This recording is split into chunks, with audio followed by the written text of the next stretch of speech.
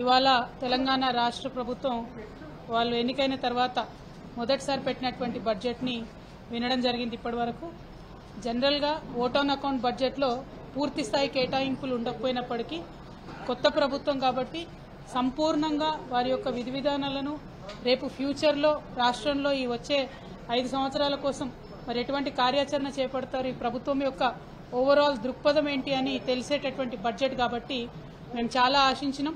వారు పెట్టినటువంటి అనేక మేనిఫెస్టోల్లో ఉన్నటువంటి అంశాలన్నీ కూడా మరి వాళ్ళ చెప్తారేమో. కేటాయింపులు ఇంపార్టెంట్ కాదు, కానీ వారి యొక్క అవుట్లుక్ ఎట్లా ఉంది, వారి యొక్క దృక్పథం ఎట్లుంది అనేటటువంటిది తెలుస్తుందని మేము అనుకున్నాం. ఉదాహరణకు చెప్పాలంటే మైనార్టీ సంక్షేమం విషయంలో బోలెడని మాటలు ఇదివరకు వాళ్ళు మాట్లాడడం జరిగింది. ఇమాంలు మౌజాన్లకు 10,000 ఇస్తాం, 12,000 ఇస్తామని చెప్పడం జరిగింది. సపరేట్గా పిల్లల కోసం తోఫే తాలీం అనే కార్యక్రమాలు పెడతామని మేనిఫెస్టోలో చెప్పడం జరిగింది.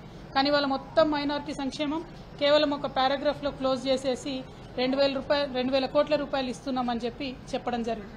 అట్లా ఏదైనా కూడా మీదనే చెప్పిండ్రు తప్పితే సంపూర్ణంగా ఏదైతే ఎన్నికల ప్రచార సందర్భంగా మైక్రో లెవెల్ అంశాలు చెప్పిండ్రో వాటిని వేటిని కూడా బడ్జెట్లో పెట్టకపోవడం అన్నది ఈ ప్రభుత్వానికి చిత్తశుద్ధి లేదనేటటువంటి విషయాన్ని తెలియజేస్తా ఉన్నది.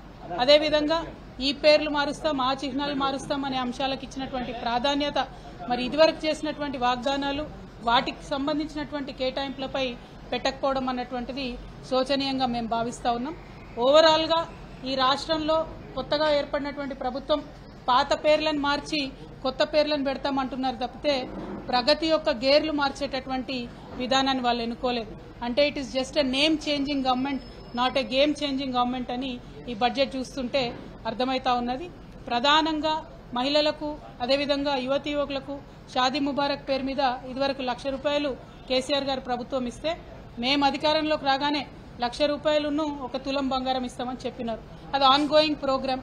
ఎంతమంది ఏంది అన్నది ఎస్టిమేషన్ ఉంటుంది, కానీ దాన్ని కనీసం మెన్షన్ చేయలేదు. అట్లానే షాదీ ముబారక్ 1,60,000 ఇస్తారని చెప్పారు, కనీసం అది మెన్షన్ చేయలేదు. ఆశా వర్కర్స్ ఉంటే మిమ్మల్ని గవర్నమెంట్ ఉద్యోగులుగా చేస్తాము, 18,000 జీతాలు ఇస్తామని చెప్పినారు, అది కనీసం మెన్షన్ చేయలేదు.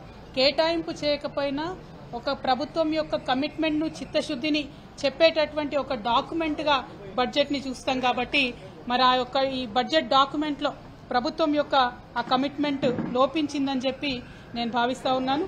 అదేవిధంగా అనేక వర్గాలకు సంబంధించినటువంటి సంక్షేమానికి సంబంధించి కూడా సంపూర్ణమైనటువంటి అంశాలను చర్చించకుండా ఎంతసేపు పోయిన ప్రభుత్వాలను విమర్శించడానికే ఈ బడ్జెట్ పరిమితం అవ్వడం అన్నది ప్రజలందరూ కూడా గమనించినారని చెప్పి నేను భావిస్తా ఉన్నాను.